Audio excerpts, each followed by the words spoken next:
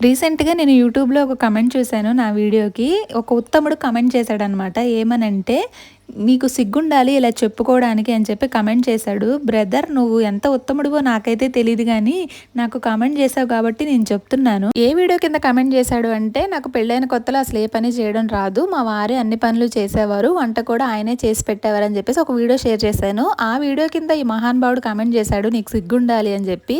తప్పేముంది brother, wife and husband అన్నాక ఇద్దరు ఈక్వలే కదా! ఒకరికి ఒకరు హెల్ప్ చేసుకోవడంలో అసలు తప్పే లేదు.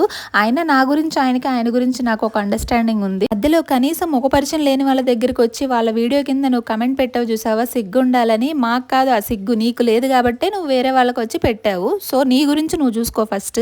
నీ ఇంట్లో కూడా ఒక ఆడపిల్లలు ఉంటారు. సో, ఒకరినొక మాట అనే ముందు ఆలోచించు. నువ్వు అనే మాట చిన్నదైనా, పెద్దదైనా సరే ఎదుటి వాళ్ళకి బాధ అనిపించకుండా ఉండేలా చూసుకో ఫస్ట్. ఓకేనా? పక్కన వాళ్ళ గురించి ఆలోచించడం మానేసి నీ లైఫ్‌లో ఏదైనా వెలగబెట్టాలనుకుంటే ముందు దాని మీద ఫోకస్ చెయ్యి. కాన్సంట్రేట్ అయితే దాని మీద పెడితే నీ లైఫ్ చాలా బావుంటుంది. వీడియో నచ్చితే మాత్రం ఒక చిన్న లైక్ చేసి మన ఛానల్‌ని సబ్స్క్రైబ్ చేసేసుకోవచ్చు కదా!